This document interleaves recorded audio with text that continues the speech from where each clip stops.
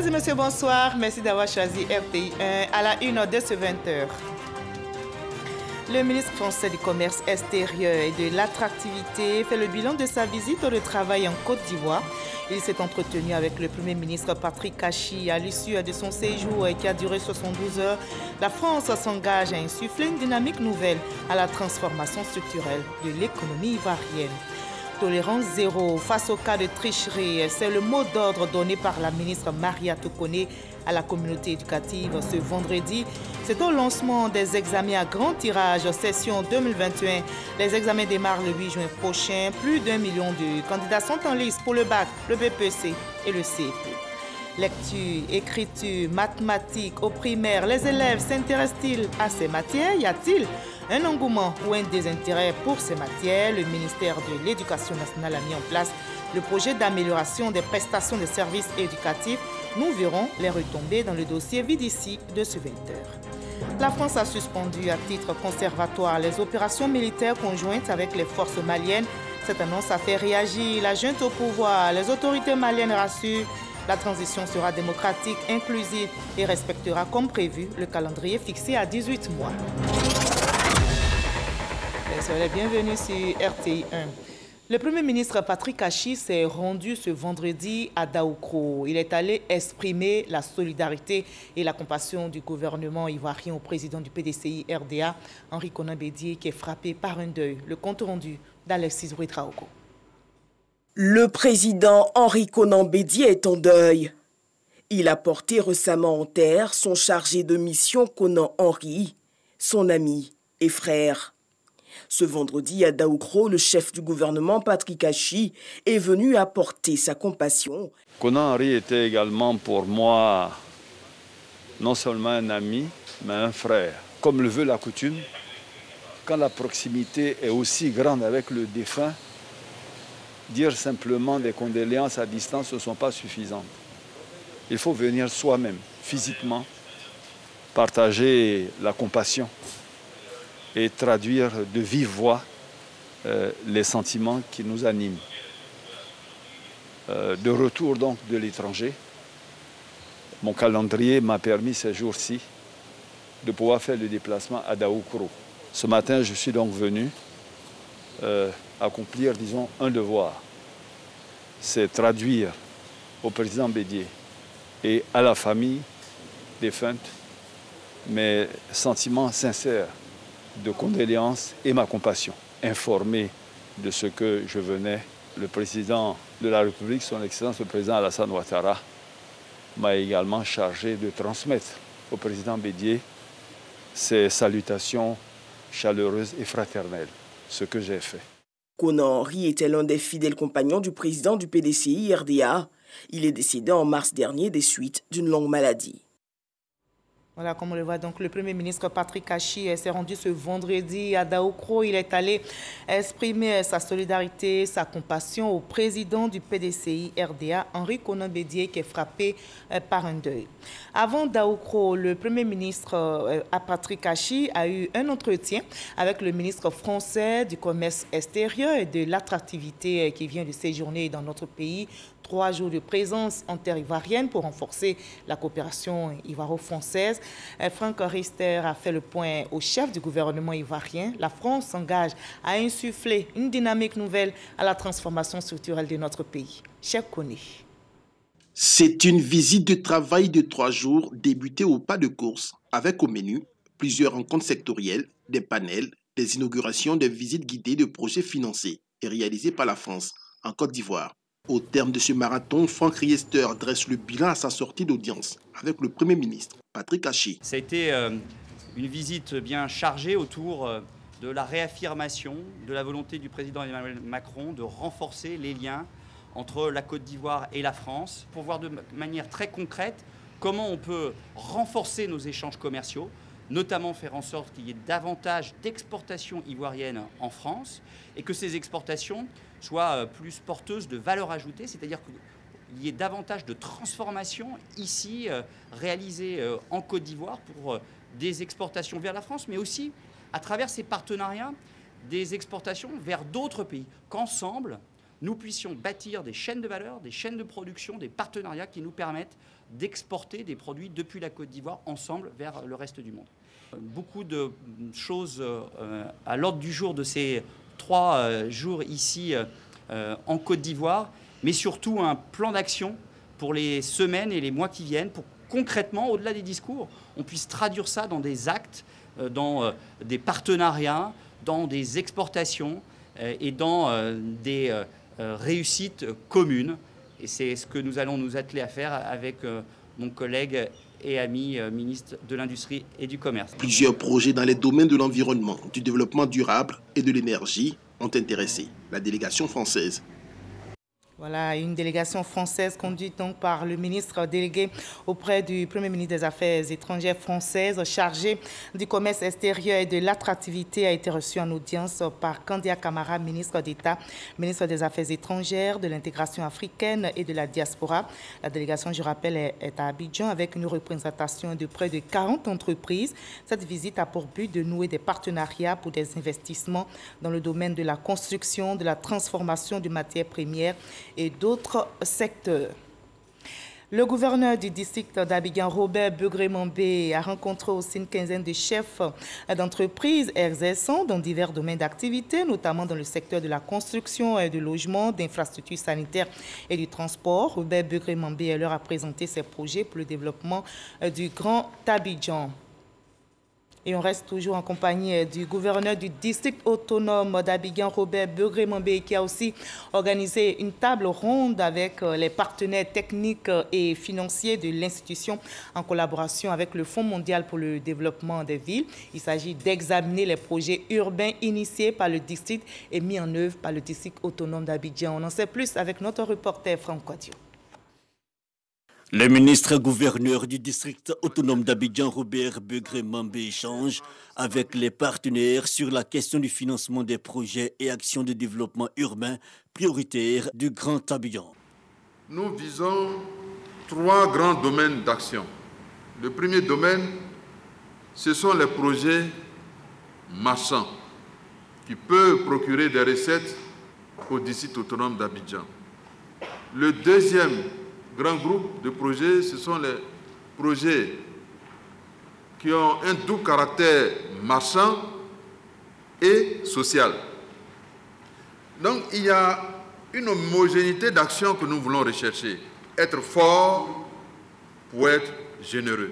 Les enjeux urbains tels l'aménagement et les logements sociaux avec 25 000 logements sociaux ou encore le transport avec le téléphérique d'Abidjan, voire l'embellissement des ronds-points et espaces publics ont dans le détail été expliqués aux bailleurs et partenaires financiers. L'idée soutenue par le Fonds mondial pour le développement des villes est de sonder les initiatives d'investissement pour la mise en œuvre de partenariats solides à venir. Et sur la question, Robert Begré-Mambé et le représentant du ministre de la Construction, partenaire technique de premier plan, affichent leur optimisme. On doit retenir aussi la volonté des bailleurs de fonds de nous accompagner en faisant en sorte que là où il y a eu du succès, nous puissions tirer profit de l'expérience dans ces succès. Là où il y a eu quelques difficultés, nous aider aussi à corriger ces difficultés et à tirer bénéfice de l'expérience des autres. C'est la collectivité territoriale étant un acteur de développement territorial, peut aussi présenter ses projets, pour avoir des financements auprès des bailleurs. Donc nous encourageons le district à soutenir ces types d'initiatives et nous encourageons aussi les partenaires au développement. Cette rencontre avec les partenaires financiers pour l'accompagnement des programmes en quête de financement a été aussi l'occasion pour le ministre-gouverneur Robert Begré-Mambé de passer en revue les programmes urbains de l'État et ce, sur initiative propre exécutée par son institution.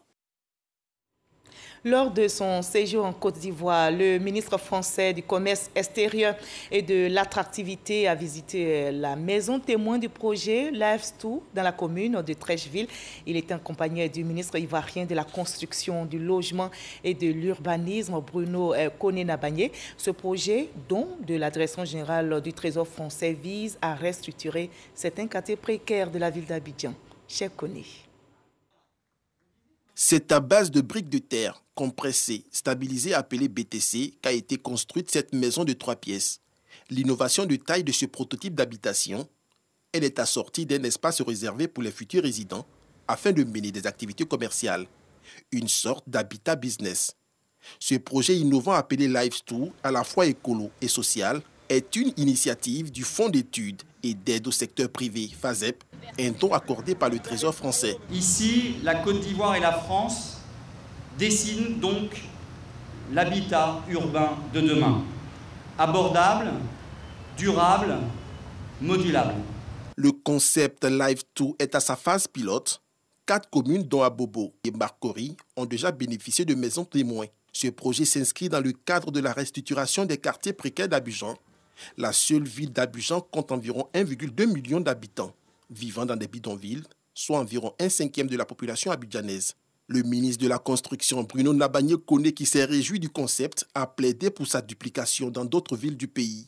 Cependant, il a formulé quelques observations à l'endroit des promoteurs. Nous invitons à aller au-delà en prenant en compte 2 observations. La première observation étant la possibilité d'intégrer à ce projet l'impératif de densification de notre habitat, donc voir comment éventuellement faire de construction en hauteur, et deuxièmement fixer un prix abordable, un prix plus adapté au pouvoir d'achat de la cible de ce type de logement.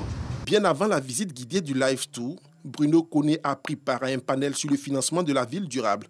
Au cours de cet échange, le ministre de la Construction a identifié 4 sources possibles pour le financement des villes et leurs infrastructures. Il s'agit de l'appui direct de l'État aux collectivités territoriales, le financement via l'appui technique et financier des bailleurs de fonds et partenaires bilatéraux, et enfin, les partenariats publics-privés et la valorisation foncière. Ageroute-marche.ci, c'est sur cette plateforme numérique que les acteurs du secteur des travaux routiers et le grand public pourront désormais suivre l'évolution des différents chantiers. Cette innovation technologique mise au point par la Banque mondiale à travers le programme d'amélioration de la gouvernance et de la délivrance des services de biens aux populations vise à renforcer la transparence dans la gestion des travaux routiers. Eh bien, depuis jeudi, les agents de l'Ageroute sont en formation dans la capitale politique ivoirienne. Yamoussoukro, Mama Traoré est notre envoyé spécial sur place. C'est une plateforme informatique qui regroupe l'ensemble des étapes de la construction d'une route. Ageroute-marché.ci renseigne également les internautes sur les projets routiers en cours d'exécution, à venir et même achevés. Celui qui a envie de savoir aussi comment un chantier comme Dimboku Bukanda Ananda est exécuté parce qu'il est de la zone, il clique également il va sur Ageroute-marché, il va savoir qu'il va avoir toutes les informations relatives au chantier qui est dans sa région. L'étape de la passation des marchés ne peut pas être prolongée parce que les entreprises ont accès à l'information en temps réel. Donc pour nous, ça nous permet de rassurer les entreprises et de respecter les délais de passation des marchés. Il est également possible pour la population d'interagir via ageroute-marché.ci en transmettant des informations sur l'état des routes.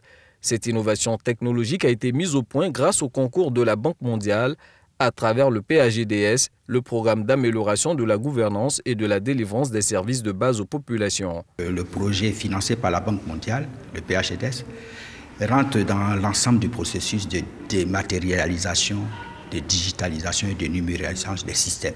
Ageroute-marché a été le premier projet sur lequel nous sommes arrivés à un résultat propre. La bonne utilisation de cet outil informatique fait actuellement l'objet d'une formation dispensée auprès des agents de l'Ageroute, l'agence de gestion des routes. Voilà, Ageroute-marché.ci, une plateforme numérique pour gérer les travaux routiers. C'était un reportage de Mama Traoré. Les parlementaires membres des commissions des affaires économiques et financières de l'Assemblée nationale et du Sénat sont désormais outillés pour mener à bien leur mission de contrôle des finances publiques dans le contexte du budget et programme. Cette formation dispensée par le Centre international de management et d'expertise financière est une initiative du ministère de la promotion de la bonne gouvernance, de la réforme des capacités et de la lutte contre la corruption. Le reportage de Kadès Sokotoko. Budget, programme et contrôle de la performance, c'est le thème autour duquel Députés et sénateurs, membres des commissions des affaires économiques et financières de l'Assemblée nationale et du Sénat se sont succédés à Yamoussoukro pour 5 jours de formation dispensés par le Centre international de management et d'expertise financière, CIMEF. Cette initiative du ministère de la promotion de la bonne gouvernance, du renforcement des capacités et de la lutte contre la corruption permet à ces parlementaires, acteurs majeurs du contrôle de l'action gouvernementale, d'exercer en toute sérénité. Je voudrais à ce stade de mon propos vous inviter à transformer la formation reçue en action. Nous comptons véritablement sur votre engagement à œuvrer pour renforcer le contrôle de l'action gouvernementale conformément aux exigences de la réforme. Nous avons donc appris comment élaborer donc le budget, le contrôler surtout, parce que c'est notre rôle premier.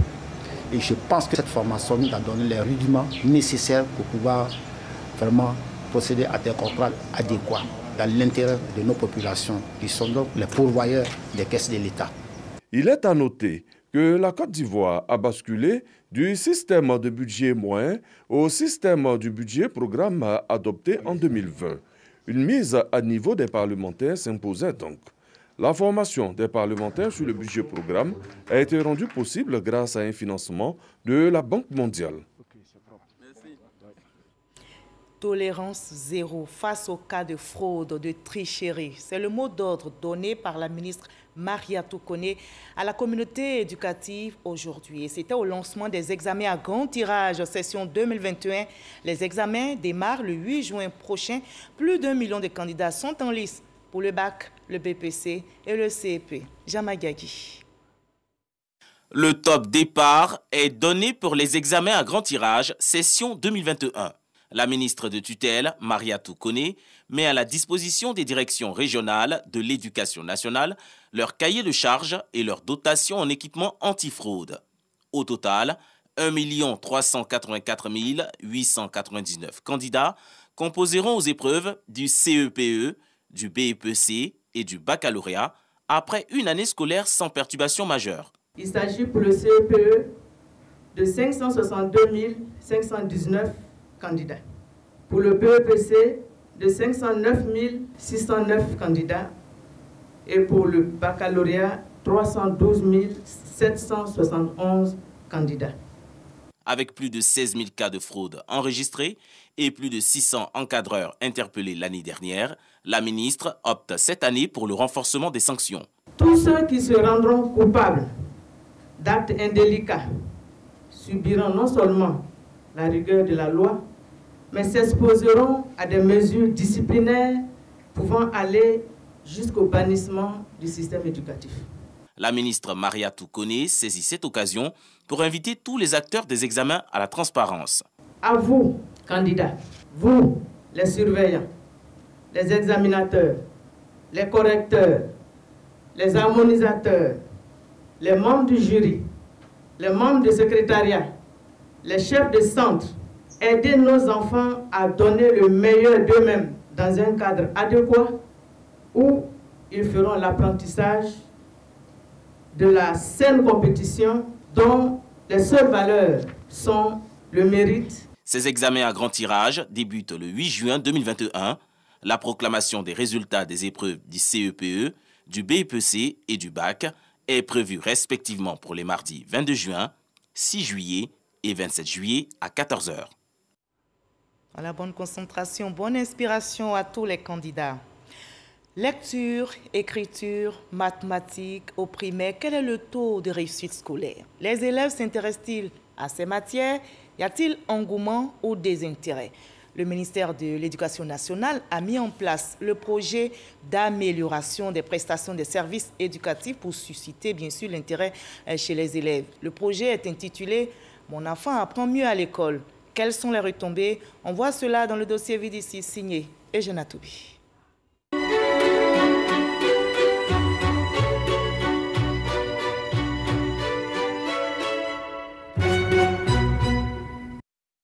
C'est la récréation à l'école primaire de Ziasso, village de la sous-préfecture de Bon, dans la région de la Bagou. 15 h. Passé le temps de jeu des enfants, la cour de l'école devient le cadre de la rencontre entre la communauté villageoise, les enseignants des écoles maternelles et primaires de Ziasso et les acteurs impliqués dans l'exécution du projet d'amélioration de la prestation des services éducatifs, PAPS. Une rencontre sur fond d'échange direct et ouvert que le PAPS appelle dialogue citoyen. Les problèmes liés à la gestion et le contrôle des résultats scolaires sont relevés à partir d'un tableau de bord. Nous, les enseignants, nous donnons les cours. Et quand les enfants rentrent à la maison, il n'y a pas de suivi au niveau des parents. C'est un nouveau projet. Voilà, donc nous sommes en train d'essayer aussi pour voir si ça peut changer les choses. Dans l'ensemble, c'est minable. C'est dû à la manière dont l'enseignement est aujourd'hui. Ça veut dire que l'élève doit écrire le « je mange » avec le « G », mange. Mais quand il écrit avec le J, on dit ça suffit. Qu'il a l'intention de l'écrire, donc il le connaît. L'école n'était pas comme ça. Et l'orthographe, où on met ça? Le rapport de l'enseignant à l'élève dans le processus d'apprentissage au primaire pose le problème de la didactique des disciplines. Les enseignants sortis des CAFOP, Centre de formation des instituteurs de la pédagogie par excellence, n'y sont pas formés et cela apparaît comme une lacune manifeste dans leur pratique éducative qu'ils traînent comme un boulet au pied. Aujourd'hui, le projet d'amélioration de la prestation des services éducatifs au projet « Mon enfant apprend mieux à l'école » vient combler cette lacune en ce qu'il offre pour le préscolaire communautaire et le primaire un ensemble d'activités visant à améliorer les conditions d'apprentissage des élèves des CP1, CP2 et CE1. Il y a eu des évaluations PASEC qui ont démontré que nos élèves de CP1 jusqu'au CE1 ont une faible performance en lecture-écriture et en mathématiques. Donc si les compétences de base en lecture-écriture et en mathématiques ne sont pas maîtrisées, ça va être difficile pour les enfants d'arriver même jusqu'au CM2. C'est ce qui a fait que nous avons changé. Contrairement aux années antérieures où on n'avait pas le préscolaire, il était vraiment très difficile dans les 6 semaines de préapprentissage de pouvoir vraiment démarrer avec nos enfants qui venaient directement de la maison. L'avènement du projet PAPSE a permis d'aider un peu le niveau des enfants. Les enseignants sont appelés à jouer un rôle majeur dans la réussite du projet « Mon enfant apprend mieux à l'école ». Pour ce faire, la Direction de la pédagogie et de la formation continue, DPFC, procède régulièrement à des renforcements de capacités des enseignants, des CP1, CP2 et CE1 des écoles du projet. Ces renforcements sont même étendus à tous les niveaux hiérarchiques de l'encadrement pédagogique. Les maîtres en bout de la chaîne d'encadrement bénéficient d'un support de travail rénové. Le décodable pour la lecture-écriture et le déchiffrable pour les mathématiques. Nous sommes au niveau du CP2 actuellement. Cette année, l'équipe travaille à pouvoir élaborer le CE1. On espère et on travaille avec le ministère de sorte à ce que le manuel décodable CE1 et le déchiffrable CE1 ainsi que les cahiers d'activité et les guides maîtres soient disponibles également à la même période que ces ouvrages-là. Doisseau, village de la sous-préfecture de Bon, dans le département de Kouto, région de la Bagoué, occupe le premier rang avec 48,6% pour ce qui est des acquis en lecture, écriture et mathématiques parmi les 5 écoles que touche le projet dans cette région. 1, 2, 3, 4, 5, 6. Le petit Nzi en classe de CP1 à l'école primaire publique de Doisseau peut compter de 1 à 50 au moins, comme tous les enfants de son niveau qui fréquentent les établissements primaires touchés par le projet Mon enfant apprend mieux à l'école. Policier. Policier. Gombo. Gombo. Policier. Policier. Et l'enfant, avec le décodable, arrive à lire avec fluidité. En maths, le PAPS nous demande que l'enfant explique ce qu'il a fait. Voilà. Il doit nous dire comment il a procédé et comment il sait, comment il a fait pour trouver son résultat. Les 4 autres villages, Timboroni, Ziasso, Blidiemene et Tindara, avec respectivement 41,2%, 40,6%, 37,7% et 37,5%, ne sont pas moins méritants, comparativement à la moyenne nationale qui est de 34,8%. Ces ratios mettent en évidence non seulement l'impact des nouvelles approches et nouveaux outils pédagogiques, mais aussi l'appropriation du projet par l'ensemble pédagogique de la chaîne d'encadrement et toutes les parties prenantes. On a fait une formation en lecture, écriture, une formation en mathématiques. Et on a vu les nouvelles méthodes tout ce qu'on peut faire pour que l'enfant puisse être imprégné, que l'enfant puisse être acteur dans sa formation. On a essayé de mettre tout cela en application pour que l'éducation en Côte d'Ivoire soit au sommet. Il y a eu une forte mobilisation qui a été provoquée et suscitée par le PAPS. Et donc on peut facilement mettre en œuvre toutes ces pratiques. Dialogue entre les parents et les enseignants, entre la chaîne d'encadrement et les parents, parce que nous-mêmes, nous nous déplaçons pour aller dans ces localités, nous rencontrons les chefs du village, les populations et tout ça pour leur porter l'intérêt que présente justement l'école. De la mise en vigueur du projet en juillet 2018 à ce jour, des salles de classe y ont été construites et réhabilitées avec amélioration de l'environnement scolaire, notamment la latrinisation, la construction de pompes villageoises, à l'objectif d'améliorer les résultats d'apprentissage des élèves. Et dans cette même perspective, plusieurs nouveaux centres préscolaires communautaires ont été construits dans les 6 régions visées par le PAPS, entièrement équipés et pourvus en personnel.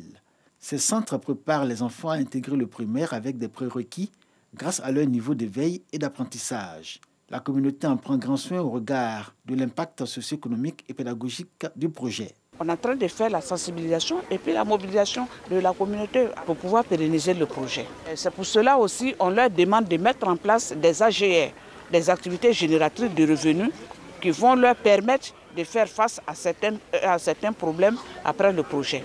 Il est vraiment nécessaire que tous les acteurs, toutes les parties prenantes, c'est-à-dire les parents d'élèves d'abord, les enseignants, la chaîne d'encadrement pédagogique et les directions centrales du ministère puissent accompagner le projet de sorte à ce que les résultats puissent être des résultats objectifs et que cela puisse pouvoir permettre de pouvoir dire si on actionne tel levier, si on touche à tel autre levier, voilà ce qu'on peut obtenir en termes d'amélioration de la qualité. 150 écoles en Côte d'Ivoire expérimentent le projet Mon enfant apprend mieux à l'école avec les élèves des niveaux CP et classes maternelles dans un environnement d'apprentissage des enfants amélioré.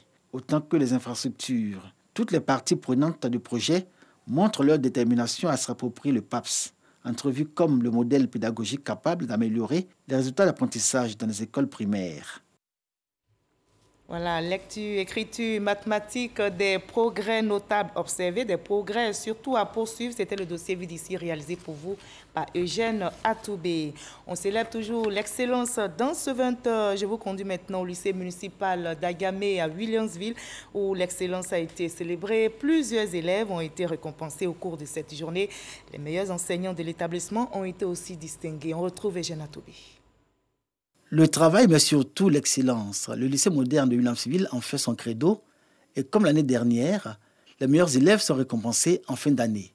55 lauréats issus de toutes les promotions ont été distingués et 7 prix spéciaux distribués, dont 2 par la RTI, entreprise citoyenne. Le prix du lauréat des lauréats, une tablette, est revenu à Enoch Koué, élève en classe de 6e. Et celui du major de promotion, un ordinateur complet, est revenu à Yamakone, élève de terminale. C'est le courage et puis la volonté aussi. Parce que depuis je suis au primaire déjà, j'ai été poussée par mes parents de bosser. Dans le fond, il y a un travail qui est fait, surtout même au niveau des jeunes filles. Quand on se met au travail, vraiment on réussit toujours. L'institution du prix d'excellence, un défi pour le lycée moderne de Williamsville. Par sa situation géographique, l'établissement est obligé, tant bien que mal, à supporter les dangers et maux divers émis par l'environnement extérieur, y compris tous les risques possibles. Les responsables de ce lycée ne désespèrent pas pour autant. Nash, ayant étudié dans un environnement similaire, s'associe au combat pour amener les élèves de l'établissement à s'approprier les valeurs de l'école. Déjà, du moment où tu es à l'école, il faut faire plaisir à tes parents, mais à toi-même, parce qu'être instruit, c'est important dans la vie. Donc, c'est le Bora qui peut comment. Nous avons pu voir avec beaucoup de satisfaction des élèves qui ont obtenu 15, 17 de moyenne dans un environnement qui n'est pas facile. La RTI, qui est une entreprise citoyenne, se donne l'agréable devoir d'être le partenaire de l'émergence et de faire en sorte que nous puissions accompagner les élèves de cet établissement à aspirer au meilleur. La RTI, partenaire du lycée de Williamsville, dont la journée d'excellence est depuis institution. Cette journée est soutenue par l'association Leader de Demain, qui a offert aux élèves des livres et aux enseignants du matériel didactique. Au bout de ce voyage, une école d'excellence favorisée par des parents qui acceptent de jouer leur rôle d'éducateurs. Et on entend bref que les élections législatives partielles dans notre pays auront lieu le 12 juin prochain. 6 circonscriptions sont concernées pour 6 sièges avec 26 candidats. La campagne démarre aujourd'hui, vendredi 4 juin à minuit et prend fin jeudi prochain 10 juin à minuit. L'Institut de formation politique Amadou Gon Coulibaly, prêt à donner du savoir à 200 apprenants. Ils seront formés aux notions politiques. L'Institut a fait sa rentrée académique, nous explique Éric Goury. C'est à la suite d'un test rigoureux que ces 200 étudiants ont été retenus. Leur formation qualifiante va durer 6 mois. Ils étaient au départ 3000 candidats. Pour cette rentrée académique, l'Institut de formation politique Amadou Gon Coulibaly a sorti la grande artillerie. Plusieurs membres du gouvernement présents. Vagondo Diomandé représentait le Premier ministre Patrick Kachi. Il s'agit de faire en sorte que l'élite de la Côte d'Ivoire de demain puisse être formée et que cette élite-là soit bien formée. Mais aussi, il s'agit d'accompagner l'élite qui a la destinée du pays pour dire, en gros, que chacun se retrouve dans ce panel. Certains ministres ont eu l'occasion de partager leur expérience avec les étudiants. Un ministre de la République française a également participé au débat. Comment, finalement, être acteur plutôt que spectateur? Comment, par son action, son énergie, son temps, faire en sorte qu'on puisse être un acteur plutôt qu'un spectateur? Ne pas regarder ce qui se passe, mais agir sur ce qui passe. Et pour la mémoire de l'ex-premier ministre Amadou Gon Coulibaly, sa famille politique était présente. La personne d'Amadou Gon Coulibaly, naturellement déjà,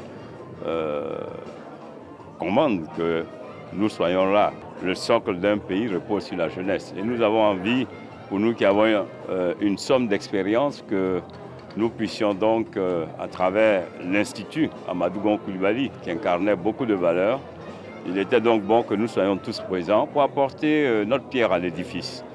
Le président du conseil d'administration de l'Institut dit sa fierté. Pour nous, l'Institut démarre ses activités. Au-delà des personnalités reçues aujourd'hui, nous aurons périodiquement de grandes figures, qu'elles soient nationales, africaines ou internationales, pour justement donner le meilleur à ces jeunes qui ont été pris comme auditeurs au sein de l'Institut de formation Amadou Gon Coulibaly. Quant aux apprenants, ils repartent satisfaits. Ce que moi je retiens, c'est qu'on peut allier la vie politique et la vie professionnelle. Et en politique aussi, il faut de l'audace, il faut de l'engagement et également de la conviction. Le fait d'avoir pu échanger avec des ministres de la République de Côte d'Ivoire comme ceux de la République de France me permet d'avoir un autre regard sur la formation de la jeunesse et d'augmenter mon engagement même au sein de la politique de notre pays. La Chambre nationale des rois et chefs traditionnels de Côte d'Ivoire s'est réunie hier pour échanger sur le retour de leur chef d'État, Laurent Gbagbo. Et à l'issue de cette rencontre, les têtes couronnées ont salué la nouvelle du retour de l'ancien président ivoirien au pays pour accélérer le processus de réconciliation nationale. Konaté Moussa. Les rois et chefs traditionnels se prononcent sur le retour et l'accueil de Laurent Gbagbo. Les têtes couronnées se sont réunies jeudi 3 juin à Yamoussoukro pour échanger sur la question. Cette réunion intervient suite à des échanges avec le comité d'accueil de l'ex-chef de l'État. La réunion s'est tenue ce jour, mais en l'absence de l'autre partie qui avait pourtant promis aviser de son absence éventuelle en cas de nécessité. Des échanges précédents avec des émissaires du président Laurent Gbagbo, il résultait 2 messages. Dans le premier, le président Laurent Gbagbo nous transmettait sa volonté de regagner son pays dans un esprit de paix et de réconciliation nationale. Le deuxième message concernait l'accueil que le FPI pro-Gbagbo comptait réserver à son président et il demandait au directoire de s'associer à cet accueil en lui donnant le plus grand retentissement populaire. Après analyse des sujets abordés, les rois et chefs traditionnels donnent leur position. Le directoire salue et approuve le retour du fils au pays qui revient pour accélérer le processus de réconciliation nationale, nous dit-il. Quant au deuxième aspect, relatif à l'accueil, la totalité des chefs déclarent ne pas se sentir qualifiés pour y participer. Tout en félicitant ce retour qui contribuera à la réconciliation, la Chambre nationale des rois et chefs traditionnels souhaite que tout se passe dans la paix et la sécurité.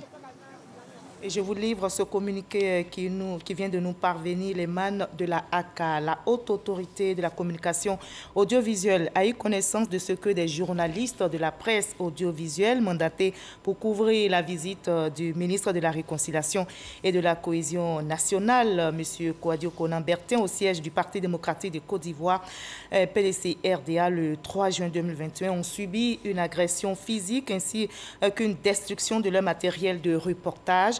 La ACA condamne fermement ces faits d'une extrême gravité qui constituent une atteinte intolérable à l'exercice libre de la profession de journaliste.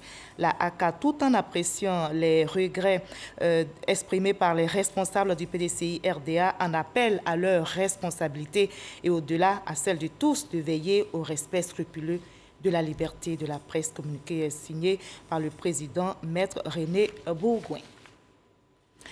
Et notez que un autre fait s'est déroulé au niveau de Boaké ce jeudi 3 juin aux environs de 12 heures. Un détenu, le nommé Nyana Bitra Rodrigue, s'est échappé du cabinet de la juge d'instruction du tribunal de première instance de Boaké avec la complicité de 2 individus armés de pistolets automatiques. Sous la menace de leurs armes, ils ont désarmé et déshabillé l'agent de police en charge de la sécurité du cabinet d'instruction. Après que l'un s'est vêtu de la tenue de l'agent de police, les 2 agresseurs sont sortis de l'enceinte du tribunal en compagnie du détenu Nyana Bitra Rodrigue à bord du véhicule de la juge d'instruction. Une enquête a été immédiatement ouverte et confiée conjointement à la police criminelle et à la brigade anti-criminalité de Boaké.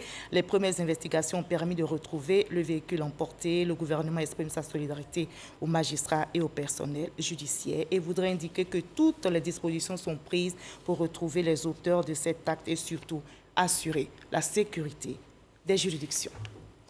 On va terminer par cette autre nouvelle. La France a suspendu à titre conservatoire les opérations militaires conjointes avec les forces maliennes. Cette annonce a fait réagir la junte au pouvoir. Les autorités maliennes rassurent que la transition sera démocratique, inclusive et respectera comme prévu le calendrier, à savoir 18 mois avant de passer la main aux civils. Sur le risque de l'islamisme radical, les militaires au pouvoir affirment que l'ennemi commun reste les terroristes. Et vous l'avez compris, ce journal est terminé. Merci de nous avoir suivis. Demain 20h, vous avez rendez-vous avec Kolo Koulibaly. Prenez soin de vous. Très belle soirée. Allez, on continue de promouvoir la paix dans notre très beau pays.